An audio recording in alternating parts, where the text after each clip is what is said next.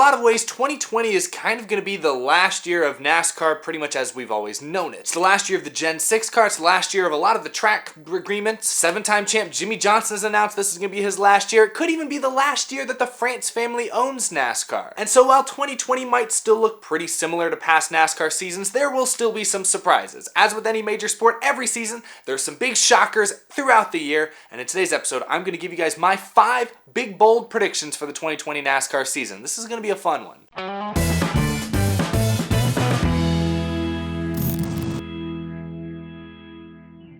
How's it going, y'all? My name is Eric and welcome to Out of the Groove. We're talking 2020, some big picture stuff. I'm gonna really go out on a limb on some of these predictions here, so it should be fun for you guys to follow along with at home. But before I do that, I do have a couple quick news stories to hit on before we get started here. First and foremost, Chase Briscoe is gonna be returning to Stewart-Haas Racing this season. He'll be driving in their Xfinity program full-time.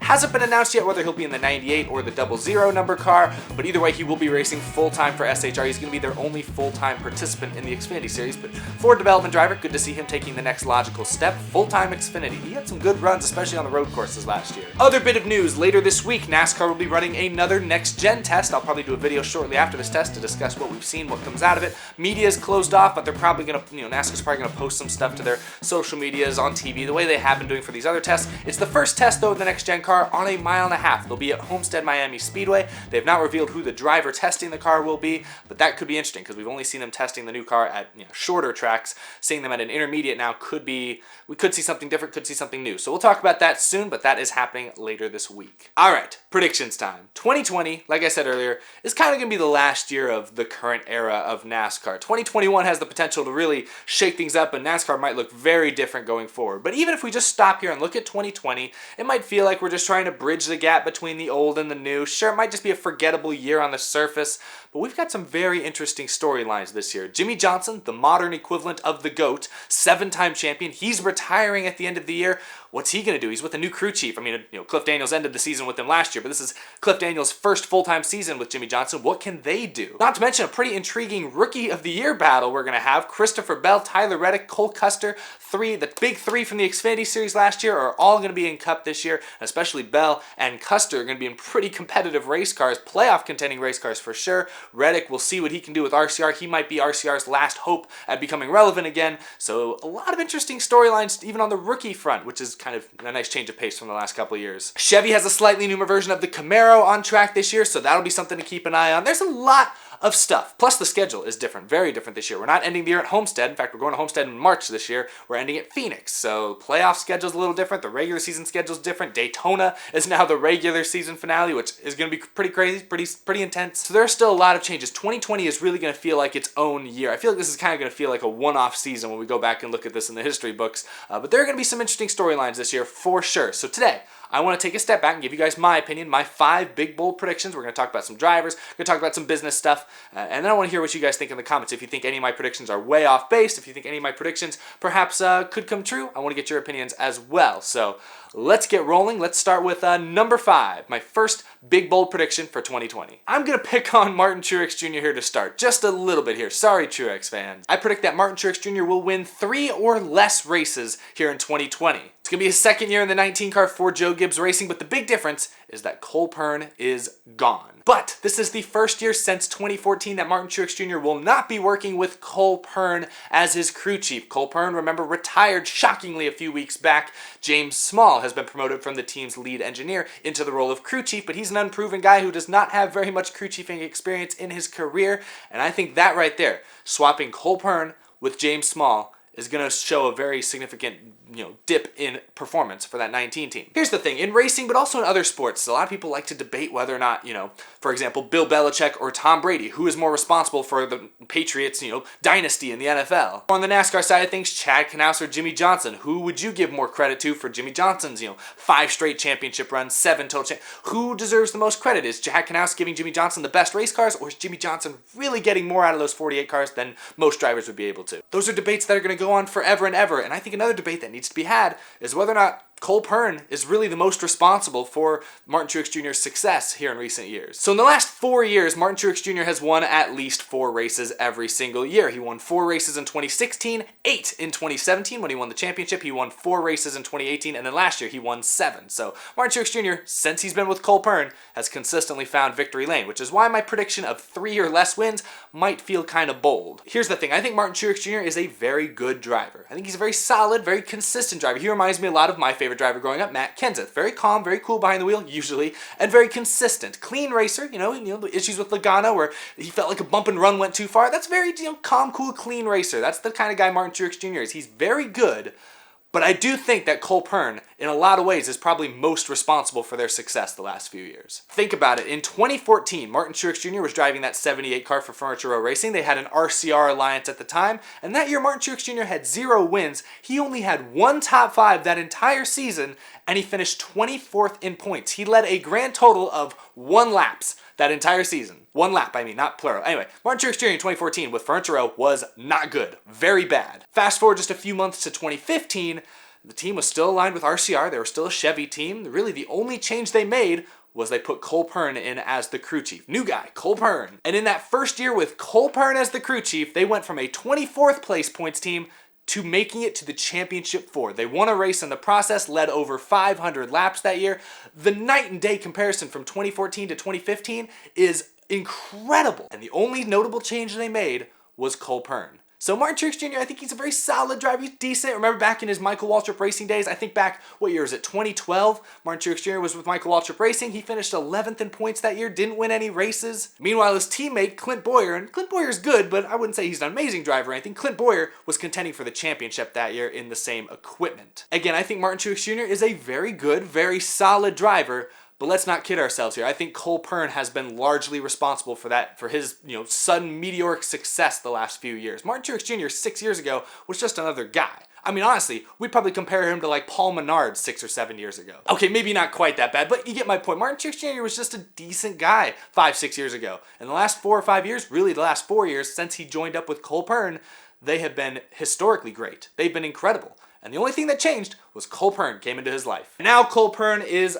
gone. I still think Martin Truex Jr., he's obviously with Joe Gibbs Racing, who's a really good race team, has really good resources. I think they're still going to be a championship contending team this year. In fact, he very well might go win the championship this year.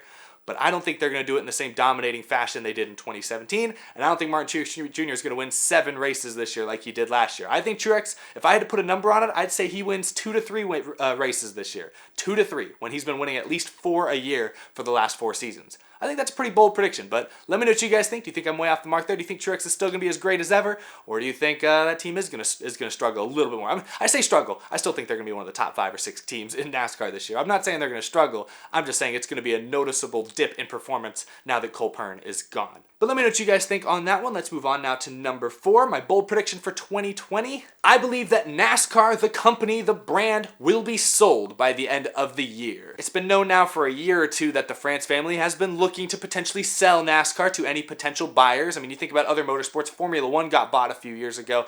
Roger Penske just bought IndyCar. A lot of motorsports, a lot of ownership is changing around the motorsports world right now, and the France family has made it clear that they are looking to sell NASCAR. And it's been clear the last year or so that they've been doing a lot of restructuring to try and make themselves look more viable to potential buyers. Think about it, at the beginning of 2019, they laid off about 5% of their corporate work staff in an attempt to downsize. They've also attempted to add value to the company. They bought ARCA, they've gone out and merged with and bought ISC, so now NASCAR owns a lot more property, so anyone who comes in and buys NASCAR is buying a lot more. They can sell NASCAR for more. All these signs over the last year or so have made it pretty obvious that NASCAR is looking to sell, and the reason I think they will sell in 2020, I think they will find a buyer. I think everything's going to time out perfectly. 2020 is going to be the best NASCAR has looked in a long, long time. Because now NASCAR owns ISC, they own ARCA, so if you buy NASCAR, there's a lot coming with it. You have a lot of value there. Also, NASCAR, with all the downsizing and everything, NASCAR is probably pretty cheap, probably pretty affordable right now if somebody wanted to come in and buy it. But the other thing is, with 2021 being the start of the next gen era, with a lot of track contracts going to be renegotiated, the series could look very different here in just about a year. There's a lot of hope, there's a lot of optimism from people around around the sport from fans, it's kind of a change of pace. Last few years, a lot of fans have been just kind of down and negative on NASCAR's future. Right now, with what we've seen in the next gen cars, some of the future stars that we've seen starting to rise through the ranks, I think there is a lot more optimism around the sport this year than there has been in recent years. So this might be the perfect opportunity for someone to come in and see what happens. I don't have any insider information. It's been pretty quiet now for a few months at least regarding NASCAR potentially trying to sell or anything. I haven't heard any rumors. I have no reason to make this prediction other than I just feel like if I had billions of dollars, I would be looking at NASCAR right now as a possibility. But also I don't have billions of dollars and I've never had to think about making a purchase this size, so what do I really know? What am I really talking about right now? But hey, that's why I'm calling these bold predictions. I think 2020 would be a great opportunity for new management to come in because the sport's going to look very different after this season. Might be a good chance for someone to kind of come in and make their own mark and take the sport whatever direction they want to. And like I said, there is more optimism around NASCAR, I'd say this year, around these days, than there has been in recent years. So could be a great opportunity for a new buyer to become interested in NASCAR. Anyway, let's move on to number 3. My third big bold prediction, Dale Earnhardt Jr. will win the Xfinity race at Homestead, Miami this year. I know we're just talking about one race and it's an Xfinity race in the middle of March, so it doesn't really matter that much, but Dale Earnhardt Jr., he's only running one Xfinity race a year in his own equipment. I think he is going to win this year. Similar to Greg Biffle coming out of retirement to win at Texas in the trucks this last year, I think Dale Jr. is going to do a similar thing here at Homestead, Miami. He's already revealed that that's going to be the track, that's going to be the race that he races in this year, and I just think this is the year he gets it done. Now, this is a very bold prediction because Dale Earnhardt Jr. in his career, his Cup Series career, his Xfinity Series career too, has not been good at Homestead Miami Speedway at all. It's been a rough track for him, I'd say. He only has one career top 5 at Homestead Miami Speedway in the Cup Series, Xfinity Series, not much better. He doesn't have any wins in either series at this track, so I can't sit here and say Homestead Miami Speedway is the best track for him on the schedule, the track he has the best chance of winning at. But I do think this is the year for a couple of reasons. First and foremost, the last 2 years, Dale Earnhardt Jr. has done this sort of one-off thing. He finished 4th at Richmond, which was a very impressive run, and he finished 5th last year at Darlington, a very challenging racetrack. So he's been very competitive the 2 years he's come back to race Xfinity. I figured he'd run just like 12th or something. He's come back and led laps at times, run in the top 5. He's been very competitive in his couple Xfinity starts since he's retired. So I expect him to run top 5 at Homestead Miami, but the other reason I think it's very doable this year, and I think there's a very good chance he's going to win this year, is because the competition is going to be significantly weaker this year than it was last year or the year before. Think about it. Christopher Bell won't be racing this year. Tyler Reddick, Cole Custer probably won't be racing this year. His top competition as far as Xfinity regulars go are going to be his teammates Justin Allgaier, Noah Gragson. Harrison Burton, is he going to be a real threat? Chase Briscoe maybe? Let's be real. I don't think those guys are at the same level as Christopher Bell, Cole Custer, or Tyler Reddick. So competition, I think, will be weaker for Dale Earnhardt Jr. to go up against this year. So I think he has a real good shot. Now, since it is early in the season, I guess there is a possibility that somebody like a Kyle Busch or maybe a Joey Logano or somebody would race. And if that happens, then yeah, that's going to be Dale Jr.'s toughest competition in that race. But given how well Jr.'s done the last couple of years in these one-offs against top Xfinity competition, a lot of those top guys aren't going to be racing next year. I think Dale Jr.'s going to be maybe the best guy in the field in that race. So Junior Nation, get excited. I think Dale Earnhardt Jr. might shock us all. I don't know if would anyone really be shocked? I don't think anyone will be shocked, but people will definitely be excited. I think Dale Jr. is going to excite NASCAR Nation, excite Junior Nation again this year. I think he will win at Homestead Miami Speedway. He's definitely going to be competitive, and I'm being bold today, so I think he wins it. Dale Jr. would be my pick in that race. All right, that was a fun one, but we've made it to the last 2. I hope you guys are enjoying this. This is fun. I tried to do some research here, try to dive in and actually have some stats to maybe back up some of my bold predictions here. But anyway, let's move on to number 2. We got to talk about Christopher Bell. I've been mentioning that great rookie battle for next year. I predict that Christopher Bell will win 2 races next year. Not 1, not 0, but 2. I think Christopher Bell will find victory lane twice in the Cup Series next year. He's going to be racing the 95 car Toyota for Levine Family Racing, a closer alliance with Joe Gibbs Racing this year than what we saw last year. I think it's going to be similar to what Furniture Row Racing was working with, so I expect that 95 car to be pretty competitive this year, a playoff contender for sure. And Christopher Bell in Xfinity and in trucks the last few years has proven to be one of the most special young talents that I think we've seen behind the wheel of one of these cars in a while. But the other big thing Christopher Bell has that I think is a huge advantage for him in the Rookie of the Year battle next year is he's going to be working with Jason Ratcliffe as his crew chief. Y'all know me, I'm a Matt Kenseth fan. Jason Ratcliffe worked with Kenseth in the Cup Series for those 5 years he was with JGR, and in those 5 years they won 15 races. Actually, I think technically Ratcliffe won 14 races. Yeah, he was suspended for one. Anyway, Ratcliffe won 14 races races in 5 years at the top Cup Series level, racing, Joe Gibbs Racing equipment. Now, Matt Kenseth is obviously a really good driver. I'm not going to sit here and say Christopher Bell is a better driver than Matt Kenseth. Christopher Bell has,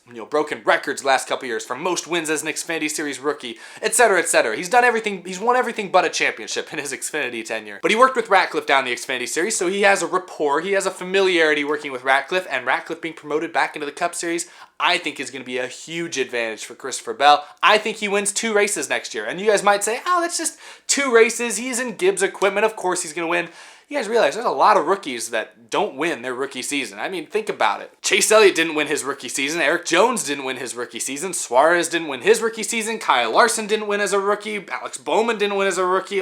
Byron didn't win as a rookie. Bubba Wallace didn't win as a rookie. Ryan Blaney didn't win as a rookie. I mean, the names just keep rolling off. Christopher Bell is going to break that streak. I think Christopher Bell is going to be the first big prospect we've had in a while who's actually going to show up and win in his rookie season. And I think he's going to win twice. I'm going out big, bold. That's my big, bold prediction. Christopher Bell will win twice this year. I think he's going to win the Rookie of the Year. I think it's going to be between him and Cole Custer because they're in the 2 most competitive race cars, and I think Christopher Bell will have the edge over Custer. That's my opinion. I think there's a good chance both of them will make the playoffs, but Christopher Bell is the one I think will find victory lane first and most frequently. So there's my second, or I guess my 4th big bold prediction. That's my number 2 on my list. This has been pretty fun so far. I'm enjoying this more than I thought I would. Hopefully you guys are too. All right. We're down to number 1. My biggest, boldest prediction. I don't even think this one's that bold, but I saved it for the end because I know you guys like talking about it. Or at least I know you guys like it when I talk about this topic. But my number 1, biggest, boldest prediction for the 2020 NASCAR season, Jimmie Johnson, in his final year, is going to win a race and he's going to make the playoffs. There you go. I said it. It doesn't get any bolder than that. Jimmie Johnson has not won a NASCAR Cup Series points-paying race in over 2.5 years. But this year, he's going to get it done at some point. This is going to be his first full year now working with Cliff Daniels, and while the results at the end of last season with Daniels weren't amazing or anything, he still ran kind of mediocre. He was like a 12th place car a lot of the time.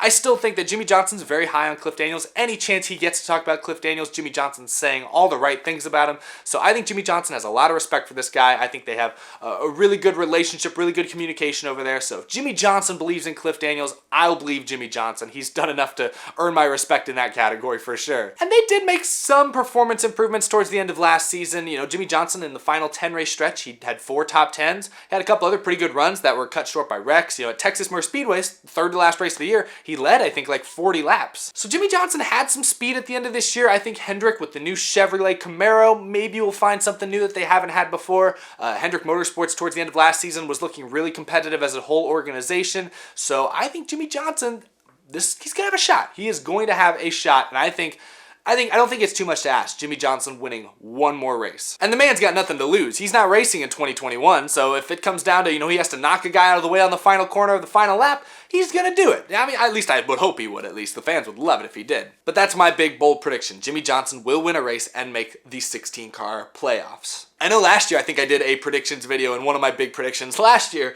was that Jimmie would miss the playoffs and go winless in 2019. I ended up being right about that one, but he's been winless for 2.5 years now. I think the idea of Jimmie Johnson just winning 1 more race is kind of bold right now, the way they've been running the last couple of years. And no, I'm not counting that Clash win. That doesn't count. I think Jimmie Johnson's best shot at winning this year will come at the intermediates or the super speedways. Hendrick is always fast at the Talladegas and Daytonas.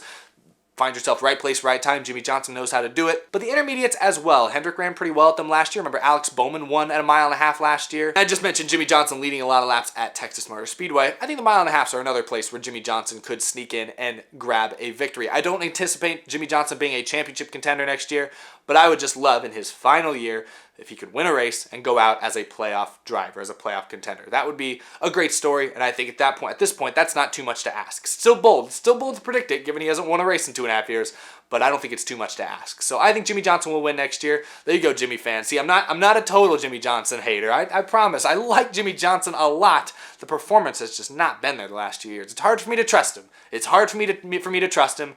I'm trusting Cliff Daniels because Jimmie Johnson trusts Cliff Daniels. This is a weird chain of events here. I don't trust Jimmie Johnson, but I do trust who Jimmie Johnson trusts. I don't really know where I'm at right now. Either way, my bold prediction, Jimmie Johnson wins the race next year. Let me know what you guys think. Do you agree? Do you think Jimmie Johnson's going to win next year? Do you think he's going to go out with another big goose egg in the wins column? Hopefully not, but let me know what you guys think down below. Thank you all for sticking with me. Thank you guys for watching this episode. Remember to subscribe if you're new. Remember to follow me on Twitter, Instagram. All those links are down in the description. Big thank you, of course, to my amazing Patreon supporters. Couldn't do this show without the support of all you guys. Y'all go above and beyond to help support me and support this show. Really, really means a lot to me, so thank you all to every single one of you guys on this list. Really, I really appreciate it. Still in the process of moving from one coast to the other, so videos are going to be kind of all over the place over the next few days or so, but hopefully we'll get back to some stability, some normalcy here pretty soon, especially before we get to February, before we get to the month of Daytona.